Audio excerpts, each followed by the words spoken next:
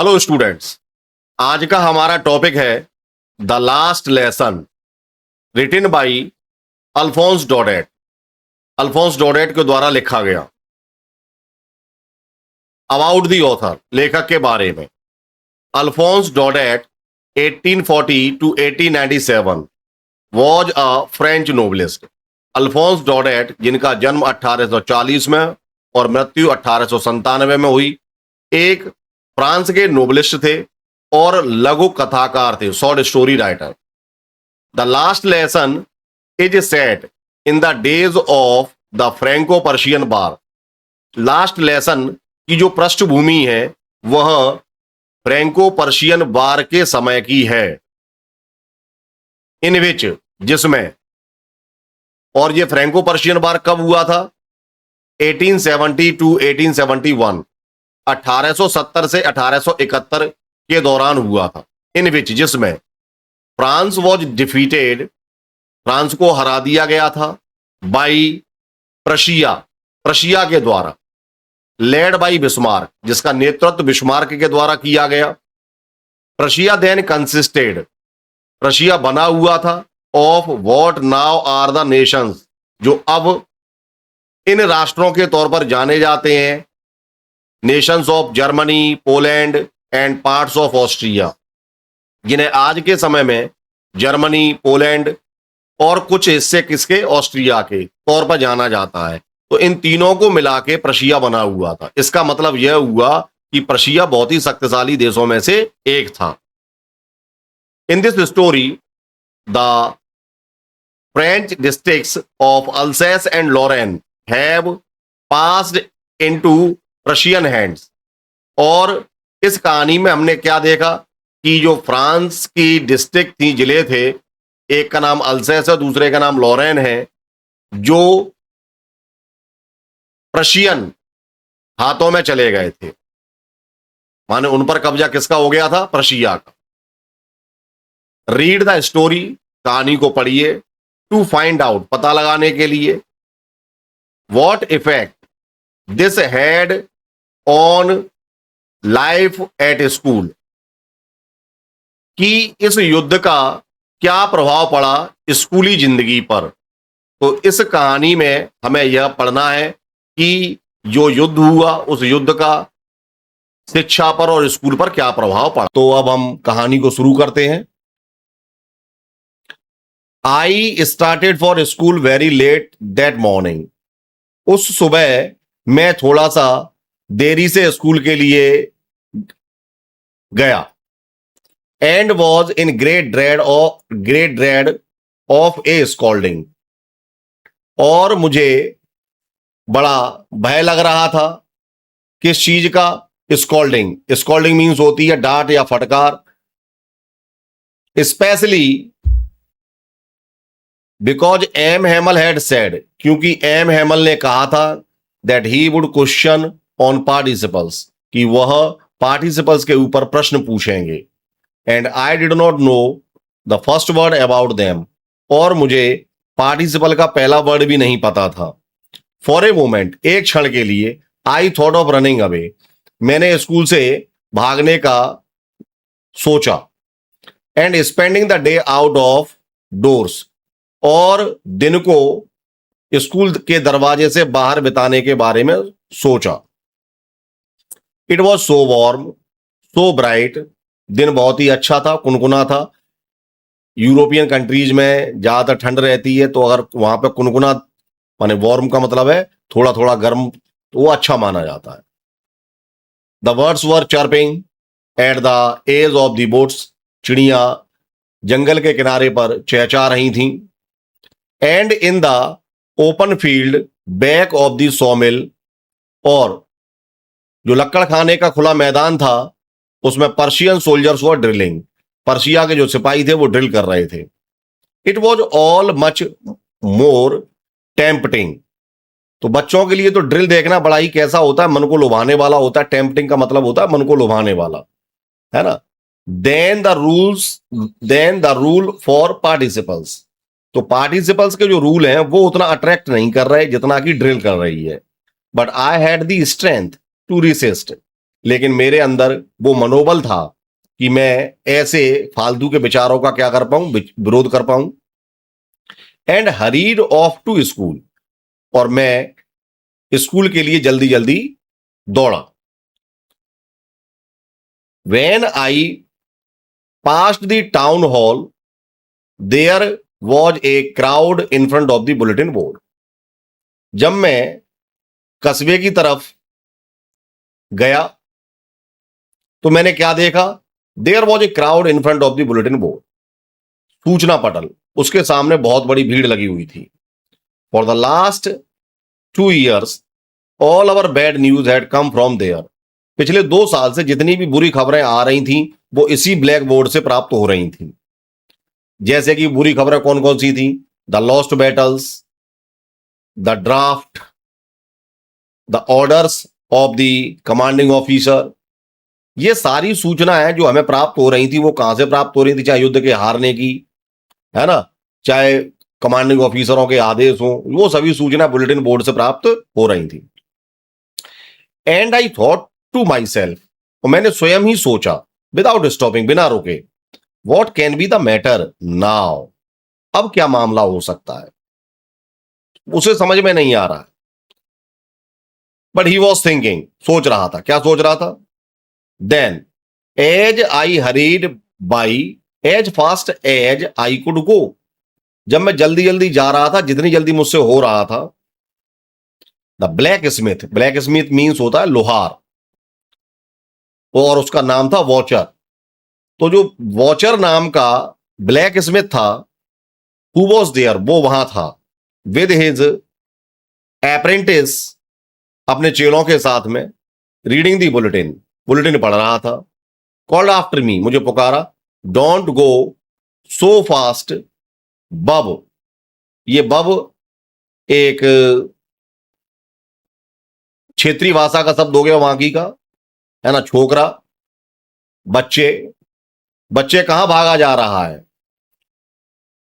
You will get to your school in plenty of time, अभी तुम्हारे school का काफी समय है। I thought he was making fun of me, मैंने सोचा मुझसे मजाक कर रहा है। And reached M Hamel's little garden all out of breath, और मैं उखड़ी सांसों के साथ एम हेमल के छोटे बगीचे के पास पहुंचा।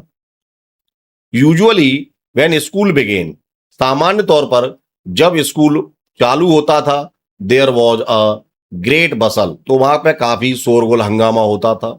Which could be heard out in the street, जिसे बाहर गली में से सुना जा सकता था। The opening and closing of desk, खोलना बंद करना डेस्क का।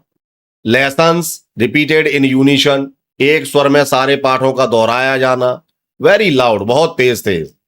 With our hands over our ears to understand better, और अच्छे ढंग से समझने के लिए कभी कभी हमें अपने कानों पर क्या करने पड़ते? दोनों हाथ रखने पड़ते थे। And the teacher's great ruler rapping on the table, और अध्यापक भी क्या करता? जोर जोर से जो पटरी होती है उसको क्या करता है? टेबल पर खटखटाता है। But now it was all so still, सभी बहुत शांत था।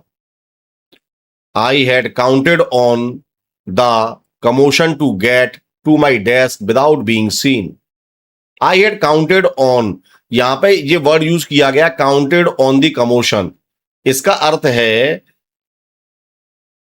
कि कमोशन का अर्थ क्या हो गया? यहां पे जो शोरगुल हो रहा था, तो उस शोरगुल में से, तो शोरगुल क्या करेगा? शोरगुल उसका सहारा बनेगा। तो क्या मैं इस शोरगुल में से होते हुए अपनी डेस्क पे बिना देखे हुए जा सकता था? But of course that was but of course that day everything had to be as quiet at Sunday morning, लेकिन उस दिन हर चीज उतनी शांत थी जितने की संडे की morning.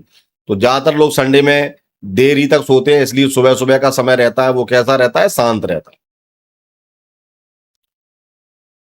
Through the window I saw my classmates, और खिड़की में से मैं क्या कर सकता था, अपने कक्षा के साथियों को देख सकता था।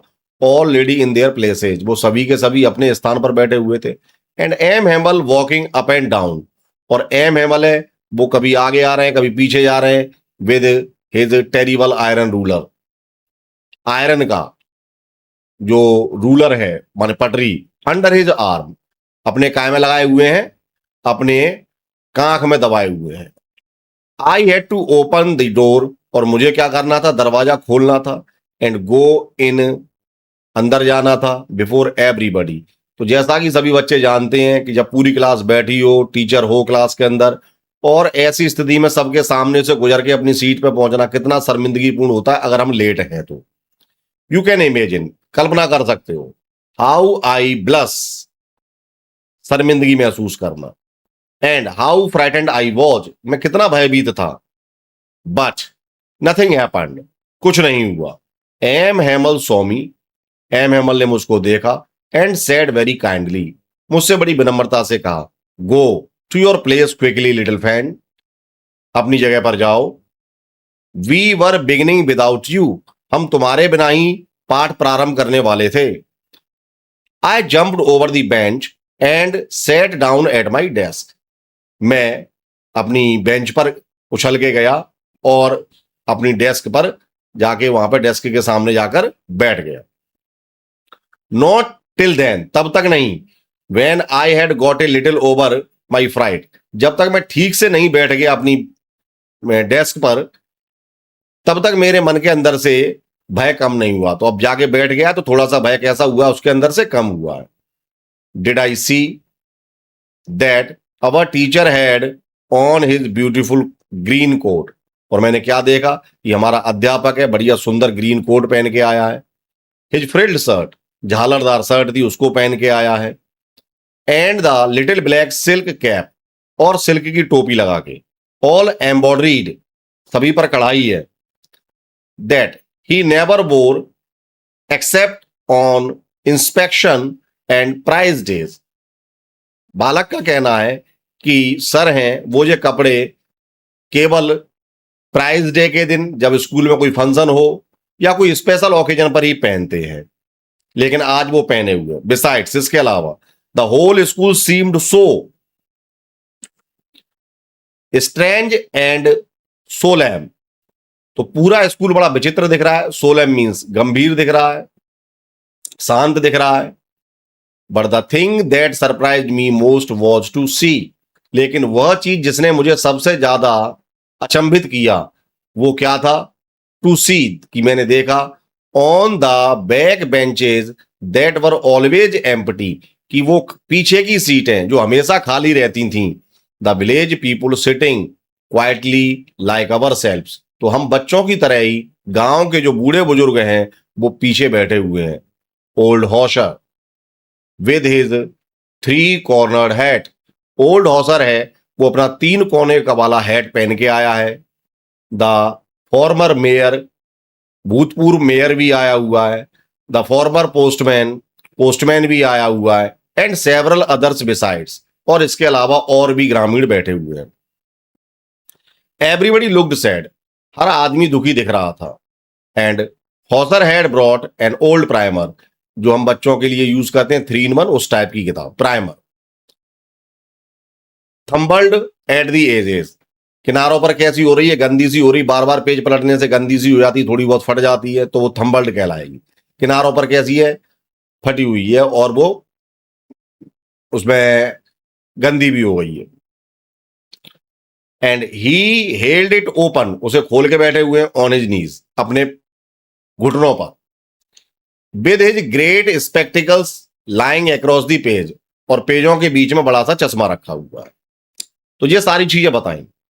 While I was wondering all about it, जब मैं इन सारी चीजों के बारे में सोच रहा था, M Hamel mounted his seat, sorry, M Hamel mounted his chair, M Hamel अपनी कुर्सी पर बैठे। And in the same grave and gentle tone, अपनी ठीक वही गंभीर विनम्र स्वर में, which he had used to me, जो अक्सर वो मेरे लिए प्रयोग करते थे, सैड, माई चिल्ड्रन, मेरे बच्चे, this is the last lesson. सभी बच्चों को संबोधित करते हुए कहते हैं कि बच्चों ये अंतिम अध्याय है। आई शैल गिव यू, जो मैं तुम्हें देने जाने वाला हूं या अब जो मैं तुम्हें दूंगा। द ऑर्डर हैज कम, आदेश आया है। From Berlin to teach only German, की जर्मन पढ़ाई जाए in the schools of Alsace and Lorraine. Alsace और लॉरेन के विद्यालयों में आज के बाद क्या पढ़ाई जाएगी? जर्मन लैंग्वेज पढ़ाई जाएगी। The new master comes tomorrow, नया टीचर कल आएगा। This is your last French lesson, और ये तुम्हारा अंतिम फ्रेंच लेसन है। I want you to be very attentive, मैं चाहता हूं कि तुम बहुत ही अटेंटिव माने ध्यान से सुने, है ना, अपनी पूरे मनोयोग के साथ इस अध्याय को सुने। वो उसकी इच्छा है कि वो बच्चे कैसे रहे, अटेंटिव रहे, केयरफुल रहे। What a thunderclap these words were to me, ये मेरे लिए कितना बड़ा वज्रपात था ये सुनना। तो ये शब्द उसके लिए वज्रपात के समान है, माने बिजली के समान। ओ द रैचेस, ओ माने अरे ये दुष्ट। That was what they had put up at the town hall, अच्छा ये बात थी या ये आदेश था जो बुलेटिन बोर्ड पर लगा हुआ था। माई लास्ट फ्रेंच लेसन, मेरा अंतिम फ्रेंच लेसन। वाई, क्यों? I hardly knew how to write, बमुश्किल से ही मैं जानता हूं कि कैसे लिखा जाए। I should never learn any more, और एक्सक्लेमेटरी साइन लगा हुआ है, अब मैं कभी कुछ नहीं सीख पाऊंगा। आई मस्ट स्टॉप देयर, मुझे यहीं छोड़ना होगा। देन ओ हाउ सॉरी, कितने दुख की बात है। I was for not learning my lessons, कि आज के बाद मैं अपने लेसन सीख नहीं पाऊंगा। फॉर सीकिंग वर्ड्स एक्स और गोइंग स्लाइडिंग ऑन द सार, तो कभी कभी बच्चे अंडे बटोरने के लिए जाते थे या जो सार नदी है उस पर स्लाइडिंग करने के लिए जाते थे, तो उस समय पढ़ाई छोड़ के जाते थे। तो कह रहा है कि अब क्या नहीं कर पाएगा, लेसन नहीं सीख पाएगा। My books that seemed such A nuisance a while एगो, किताबें जो कुछ समय तक कैसी दिख रही थी, न्यूसेंस। न्यूसेंस माने जानते हो, न्यूसेंस मीन्स होता है उपद्रव। तो कुछ समय तक ये किताबें जो उपद्रव के समान दिख रही थी। सो हैवी टू कैरी, इतनी भारी ले जाई ना जा सके। My grammar and my history of saints, grammar की किताब, सेंट्स माने साधु सन्यासी, उनका इतिहास। वर ओल्ड फ्रेंड्स नाउ, अब वो किताबें क्या दिख रही हैं, वो सभी अब पुराने मित्रों के समान नजर आ रही हैं। तो जब हमसे हमारी चीजें छीनी जाती हैं तो हमें वो अति प्रिय हो जाती हैं। ऐसा ही फ्रेंच के साथ में हो रहा है। That I couldn't give up, मैं इन्हें नहीं छोड़ सकता। एंड एम एमल टू, और एम एमल के संबंध में भी, the idea that he was going away, कि वो जा रहे थे। That I should never see him again, मैं उन्हें फिर कभी नहीं देख पाऊंगा। Made me forget all about his ruler, तो मैं सारी चीजें भूल गया। बच्चा कह रहा है कि जब पहले वो रूलर से पीटते थे या डांटते थे, है ना, तो बड़ा बुरा लगता था। And how cranky he was, कितने स्तन की बदमिजाज वो थे, है ना।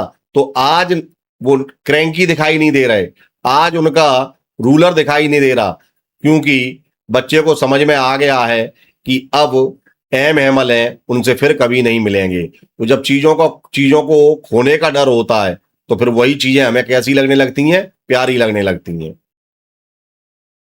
पुअर मैन, बेचारा आदमी। It was in honour of this last lesson, इस अंतिम पाठ के सम्मान में। That he had put on his fine Sunday clothes, fine Sunday clothes का मतलब क्या है, सबसे बेहतर कपड़े, है ना। तो उसने अपने क्या किए हैं, सबसे बेहतर कपड़े पहने हुए हैं जो अक्सर लोग किसी विशेष ओकेजन पर पहनते हैं। And now I understood why the old man of the village were sitting there, और अब मेरी समझ में आया कि गांव के बूढ़े बुजुर्ग लोग क्यों बैठे हुए हैं? In the back of the room, कमरे में पीछे लास्ट बेंचेस पे। It was because they were sorry, ऐसा इसलिए था क्योंकि उन्हें भी दुख था, टू माने भी, that they had not gone to school more, कि वो अधिक स्कूल नहीं गए थे। अपने समय में जब उनका पढ़ने का समय था तो वो भी बहुत ज्यादा स्कूल नहीं गए, उन्होंने भी जल्दी स्कूल छोड़ दिया था। It was their way of thanking our master, ये उनका तरीका था अब हमारे मास्टर माने हमारे गुरु को सम्मान देने का, for his 40 years of faithful services, वफादार पूर्ण सेवाओं के लिए उनको वो आभार व्यक्त करना चाहते थे, उनकी जो 40 साल की सेवाएं थी उसके लिए। And of showing their respect, वो अपना मान सम्मान उन्हें प्रदर्शित कर रहे थे, for the country that was theirs no more, और अपने देश को भी सम्मान देना चाहते थे जो अब उनका नहीं था। While I was thinking of all this, जब मैं इन सब चीजों के बारे में सोच रहा था, I heard my name called, मैंने सुना मेरा नाम पुकारा गया। It was my turn to recite, अब मेरी बारी थी दोहराने की। What would I not have given to be able to say that dreadful rule for the participle all through, और उन जटिल पार्टिसिपल के जो रूल्स थे उनको मैं दोहरा नहीं पाया। वेरी लाउड एंड क्लियर, जोर जोर से और स्पष्ट। एंड विदाउट वन मिस्टेक, बिना किसी गलती के। तो वो कह रहा है कि क्या मैं इसको बिना गलती के स्पष्ट तरीके से लाउड जोर जोर से सभी को इन भयानक रूलों को दोहरा पाऊंगा। But I God mixed up on the first word, मैंने जैसा ही पहला वर्ड बोला मैंने सब कुछ मिक्स कर दिया, सब कुछ मिला दिया। एंड स्टूड देयर, और मैं खड़ा हुआ था। Holding on to my desk, अपनी बेंच के सहारे, अपनी डेस्क के सहारे। माई हार्ट बीटिंग, मेरा हृदय धड़क रहा था जोर जोर से। And not daring to look up, ऊपर देखने की हिम्मत नहीं हो रही। आई हर्ड एम हेमल से टू मी, मैंने सुना एम हेमल मुझसे कहते हैं, आई वॉन्ट स्कॉल्ड यू, मैं तुम्हें नहीं डांटूंगा, little Franz. You must feel bad enough, तुम पहले ही क्या कर चुके हो, काफी बुरा महसूस कर चुके हो। सी हाउ इट इज, देखो ये सब कैसे हुआ। Every day we have said to our ourselves दिन हम अपने आप से कहते हैं, वाह I have plenty of time, अरे वाह अभी तो हमारे पास बहुत समय है। I will learn it tomorrow, मैं इसे कल सीख लूंगा या कल कर लूंगा। तो यहां इस लाइन पर राइटर किस चीज पर फोकस करना चाहता है, वो इंसान की एक प्रवृत्ति है ना, वो उसको प्रदर्शित करना चाहता है कि आदमी की एक आदत है, वो आज के काम को कल पर टालता है ना। तो वो यहां पर आज के महत्व को, टुमारो के महत्व को बताना चाहता है, क्योंकि आज महत्वपूर्ण है और हम अक्सर क्या करते रहते हैं, आज के काम को कल पर टालते रहते हैं। और जैसा कि हम जानते हैं, टुमारो नेवर कम्स, कल कभी नहीं आता, है ना। एक हिंदी के दोहे में कहा गया था, काल करे सो आज कर और आज करे सो अब, पल में परलय होएगी बहुर करेगा कब। तो इसका मतलब क्या है कि जो काम आप कल करना चाहते हैं उसे आज करिए, है ना, और जिसे आज करना चाहते हैं उसे अभी करिए। कल का कोई भरोसा नहीं है, कल क्या होगा नोबडी नोज, कोई नहीं जानता। लेकिन बच्चों ने क्या सिद्धांत बना लिया है, आज करे सो काल करे और काल करे सो परसों, इतनी जल्दी काहे पड़ी है, अभी तो पड़ी है बरसों, है ना। तो बच्चों ने यह सिद्धांत बना लिया है कि आज का काम है उसे हम कल करेंगे और कल का काम है उसे परसों करेंगे, अभी कोई जल्दी थोड़ा ही है, बरसों पड़ी है अभी तो ये सिद्धांत हमारे जीवन में हमारी असफलता का कारण बनते हैं। चलिए लाइन पे आते हैं। एंड नाउ यू सी, और अब तुम देख रहे हो, क्या देख रहे हो, where we have come out, कि हम आ कहां चुके हैं, हम किस स्थिति में खड़े हुए हैं। That's the great trouble with Alsace, और यही अल्सेस के लोगों के साथ में हुआ। She puts off learning till tomorrow, उसके लोगों ने भी क्या किया, सीखने को कल पर छोड़ा। तो जब हम आज की चीजों को कल पर छोड़ेंगे तो निश्चित तौर पर ऐसे ही परिणाम आएंगे। मैंने अभी बताया ना कि कल का कोई भरोसा नहीं है ना, कल क्या होगा कौन जानता है। जो हम सोच रहे हैं कि जो हमारा है वो कल हमारा रहे ही नहीं। Now those fellows out there will have the right to say to you. अब देखो, वे जो दूसरे देश के लोग आ गए हैं उनके पास ये अधिकार आ गया है कि हमसे वो क्या करवा पा रहे हैं, कि वो हमें यहां से बाहर कर पा रहे हैं। ये उनके पास राइट आ गया है, right to say to you how it is. और वो कैसे? You pretend to be a Frenchman. तुम फ्रेंचमैन होने का दावा तो करते हो, and yet you can neither speak, लेकिन फिर भी तुम क्या नहीं कर पाते हो, बोल नहीं पाते हो। नॉर राइट योर लैंग्वेज, अपनी भाषा को लिख नहीं पा रहे हो। But you are not the worst, लेकिन तुम ही अकेले बुरे नहीं हो। पुअर लिटिल फ्रेंड, छोटे फ्रेंड, तुम ही बुरे नहीं हो।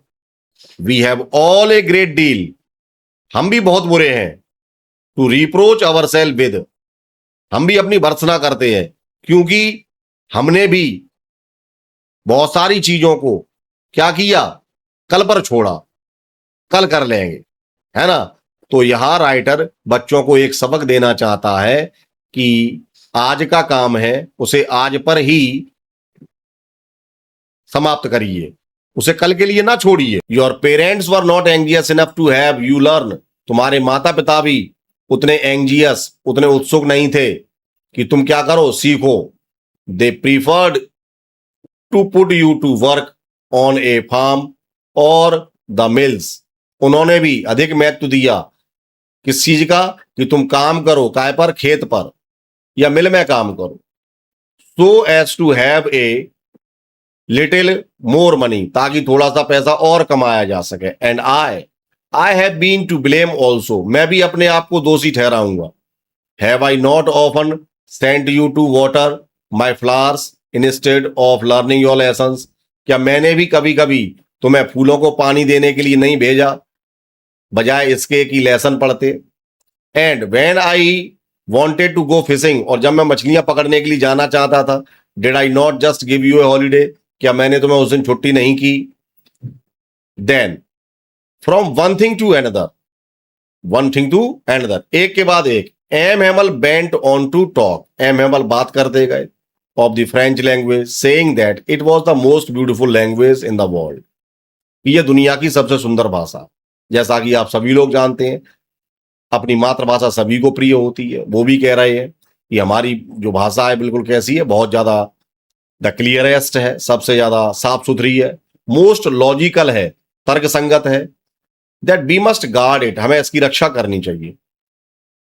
Among us and never forget it, और सभी के मध्य में इसको बनाए रखना है और कभी भूलना नहीं है। Because when a people are enslaved, as long as they hold fast to their language, it is as if they had the key to their prison.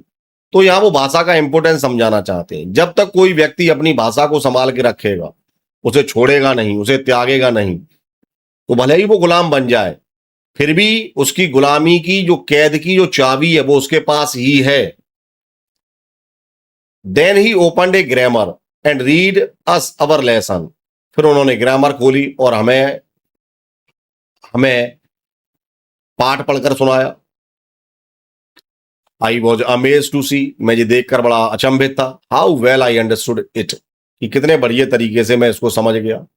All he said seemed so easy, जो उन्होंने कहा बड़ा सरल नजर आ रहा था। So easy I think too, इतना सरल कि मैं सोचता हूं that I had never listened so carefully, कि मैंने कभी इतने पेशेंस, इतने धैर्य के साथ, है ना, इतनी सावधानी के साथ वो चीजें मैंने कभी नहीं सुनी।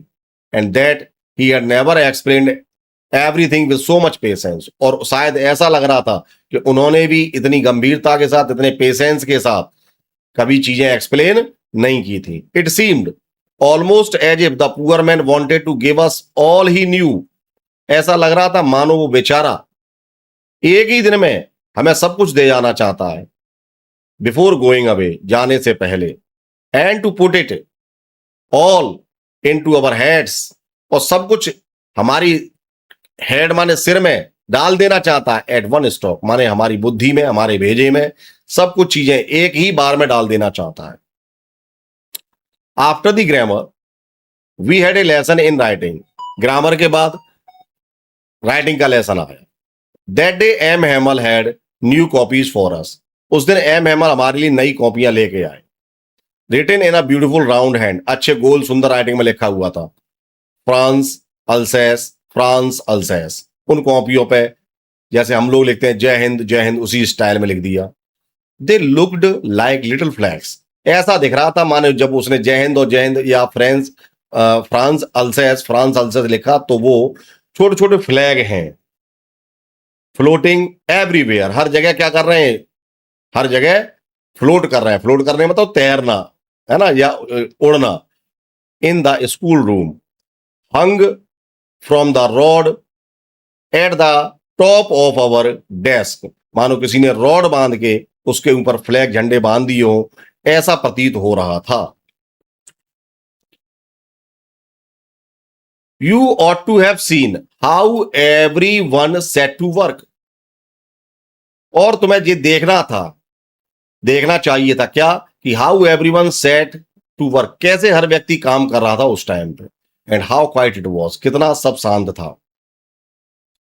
The only sound was scratching of the pens over the paper, केवल एक ही आवाज सुनाई दे रही थी, वो था पेन के स्क्रैचिंग की आवाज पेपर के ऊपर। Once some beetles flew in, एक बार कुछ भमरे अंदर उड़ के आ गए, but nobody paid any attention to them, लेकिन किसी ने उन पर ध्यान नहीं दिया। Not even the littlest ones, यहां तक कि छोटे बच्चों ने भी नहीं दिया। Who worked right on tracing their fishhooks, जो अपने पेन से बढ़िया हैंड राइटिंग में लिख रहे थे, as if that was French, जैसे कि फ्रेंच लोग काम करते हैं। Too on the roof the pigeons cooed very low, छत पे कबूतर ने अपनी कू कू की आवाज निकाली। I thought to myself, मैंने अपने आप से सोचा, will they make them sing in German, क्या वो कबूतरों को भी जर्मन सिखाएंगे, क्या उनको भी जर्मन लैंग्वेज में गाना गा पाएंगे। Even the pigeons, whenever I looked up from my writing I saw M Hamel sitting motionless, जब कभी भी मैंने अपने लेखन से ऊपर अपना सिर उठाकर देखा तो मैंने देखा कि एम हेमल बिल्कुल शांत बैठे हुए थे, इन हिज चेयर, अपनी कुर्सी पर, and gazing first at one thing, पहले एक चीज की तरफ निहार रहे हैं, देन एट अनदर, फिर दूसरी चीज की तरफ निहार रहे हैं। As if he wanted to fix in his mind, ऐसा लग रहा था वो हर चीज को अपने मस्तिष्क में संजो के रखना चाह रहे हैं। Just how everything looked in that little school room, है ना, कि कैसे हर चीज उस कमरे में दिखाई दे रही थी। फैंसी, फैंसी का यहां पर अर्थ है इमेजिन, कल्पना करो। For 40 years he had been there, 40 सालों से वो यहां थे। इन द सेम प्लेस, ठीक इसी स्थान पर, विद हिज गार्डन आउटसाइड, उनका बढ़िया गार्डन बाहर था, द विंडो खिड़की, and his class in front of him, और उनकी कक्षा जिस प्रकार आज है। Just like that only the desks and benches had been worn smooth, केवल बेंचें कुछ घिस गई हैं, कुछ चिकनी सी हो गई हैं, है ना, इसमें थोड़ा सा परिवर्तन आया, बाद बाकी सारी चीजें वैसी हैं। The walnut tree in the garden were taller, और जो वॉलनट माने अखरोट का पेड़ है वो भी थोड़ा सा बढ़ गया है। एंड द हॉप बाइन दैट ही हैड प्लांटेड, और हॉप बाइन, बाइन माने बेल होती है, जो उन्होंने ही लगाई थी himself. Twined about the windows to the roof, वह खिड़की से होती हुई छत तक पहुंच गई है, माने ये भी थोड़ी सी बढ़ गई है। How it must have broken his heart to leave it all. इन सारी चीजों को छोड़कर जाने में उनको कितना कष्ट हो रहा होगा। पुअर मैन, बेचारे व्यक्ति। To hear his sister moving about in the room above. कमरे में जब वो लास्ट लेसन दे रहे हैं तो उनकी बहन जो ऊपर संदूक को बंद कर रही है और उसको पैक कर रही है तो उसकी आवाज नीचे आ रही है। तो कह रहे हैं कि उसको सुनकर उनके मन में कितनी पीड़ा हो रही है। पैकिंग देयर ट्रंक्स, ट्रंक्स माने बक्सा। For they must leave the country next day, क्योंकि उन्हें देश को अगले दिन छोड़ के जाना है। बट लेकिन he had the courage to hear every lesson to the very last. लेकिन बालक कह रहा है कि उसमें हिम्मत है कि वो शुरू से लेके आखिरी तक पूरे लेसनों को सुनेगा, इतना उसमें करेज है।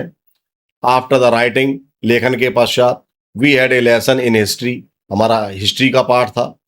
And then the babies chanted their ba be B बो बू, जैसे हमारे यहाँ कक्का किक्की कुक्कू उसी स्टाइल में, है ना। तो उन्होंने चांट का मतलब होता है उच्चारण करना या बोलना। Down there at the back of the room old Hauser had put on his spectacles. तो जो चश्मा रखा हुआ था उसने, हॉसर ने उसको क्या कर लिया है, पहन लिया। पुट ऑन का अर्थ होता है पहन लेना। And holding his primer in both hands, और अपने दोनों हाथों में प्राइमर को उठा लिया है। Spelled the letters with them, और अक्षरों को बोल रहा है। यू कुड सी, तुम देख सकते हो, that he too was crying, कि वो भी क्या कर रहा था, रो रहा था। हिज वॉइस ट्रेम्बल्ड, उसकी आवाज कब कपा रही थी, विद इमोशन, भावनाओं के कारण। And it was so funny to hear him, उसको सुनना बड़ा ही हास्यप्रद लग रहा था। That we all wanted to laugh and cry, रोते हुए देखना, उसको रोते हुए देखने में हमें हंसी का अनुभव हो रहा है, लेकिन वो रो क्यों रहा है इस बात को सोचकर हम भी रोना चाहते हैं। How well I remember it, कितना बढ़िया तरीके से मुझको याद हो गया। दैट लास्ट लेसन, वो अंतिम पाठ। ऑल एट वंस, तभी अचानक क्या हुआ। The church clock struck 12, church की घंटी में 12 बजे। Then the Angelus, at the same moment the trumpets of the Persian, तभी क्या हुआ, पर्शियन ट्रम्पेट माने जो तुरई की आवाज होती है, उसी क्षण उस तुरई की आवाज जोर से आई। रिटर्निंग फ्रॉम ड्रिल, जो ड्रिल से लौट रहे थे। साउंडेड अंडर अवर विंडो, तो साउंडेड अंडर अवर विंडो माने हमारी खिड़की पर पर्शियन सोल्जर्स के नगाड़े जो बजते हैं, है ना, उनकी आवाज हमारी खिड़की पर आई। एम हेमल स्टूड अप, और उसकी आवाज सुनकर एम हेमल खड़े हो गए। वेरी पेल, पीले से देख रहे हैं माने कमजोर से। इन हिज चेयर, अपनी कुर्सी पर से खड़े हो गए। I never saw him look so tall, मैंने उन्हें इतना लंबा कभी नहीं देखा। अब वो क्या कहते, माय फ्रेंड्स, मेरे दोस्तों, sad he, I but something choked him, बोल नहीं पा रहे, भावनाओं के कारण उनका गला है वो रुंध रहा है। He could not go on, वो आगे ना बोल सके। Then he turned to the black board, फिर वह ब्लैक बोर्ड की तरफ घूमे। टुक ए पीस ऑफ चौक, एक पीस चौक का लिया। And bearing on with all his might, और अपनी पूरी शक्ति के साथ वो खड़े हुए। He wrote as large as he could, और जितना बड़ा लिख सकते थे उतना बड़ा लिखा उन्होंने। बाइव ला फ्रांस, जैसे हम अपने यहां कहते हैं long live India, in the same way बाइव ला फ्रांस, फ्रांस जिंदाबाद। देन ही स्टॉप्ड, फिर वो रुक गए। एंड लीन्ड हिज हेड, अपना सिर झुकाया। अगेंस्ट दी वॉल, दीवाल की तरफ, एंड विदाउट ए वर्ड, बिना कुछ कहे, ही मेड ए गेस्चर, उन्होंने एक भाव भंगिमा दी, टू अस, हमको, विद हिज हैंड, अपने हाथ से, school is dismissed, you may go, आज का स्कूल समाप्त हुआ, अब आप सब जा सकते हैं। तो ये पाठ पढ़ने के पश्चात अब मैं एक बात जानना चाहूंगा कि इस पाठ में किस चीज पर जोर दिया गया, ये जो पाठ है वो किस उद्देश्य को लेकर लिखा गया। ये पाठ हमें समझाना चाहता है importance of our mother tongue, importance of the language, भाषा का महत्व के बारे में हमें समझाना चाहता है। राइटर हमें समझाना चाहता है कि हमारे देश को भले ही कोई व्यक्ति गुलाम बना ले, लेकिन अगर हम अपनी भाषा को छोड़ेंगे नहीं, हम अपनी भाषा को पकड़ के रखेंगे, अर्थात हम उसको उतना ही मान सम्मान, उतना ही इज्जत देंगे, तो कोई व्यक्ति भले ही हम पर शासन कर ले या हमें गुलाम बना ले, लेकिन वो हमारे देश को गुलाम नहीं बना पाएगा। और हमारा देश इसका सबसे बड़ा एग्जाम्पल है, क्योंकि हमारे देश में बहुत सारे आक्रांता आए, उन्होंने हमारे देश को लंबे समय तक गुलाम बना के रखा, लेकिन आज हम आजाद हैं। तो ये इस बात का प्रूफ है कि अगर हम अपनी भाषा को सबसे ऊपर बढ़कर मानते हैं और हम उसको उतना ही मान सम्मान देते हैं, तो हम कभी भी गुलाम नहीं बनेंगे। इसके साथ मैं इस पाठ को समाप्त करना चाहूंगा। जय हिंद, जय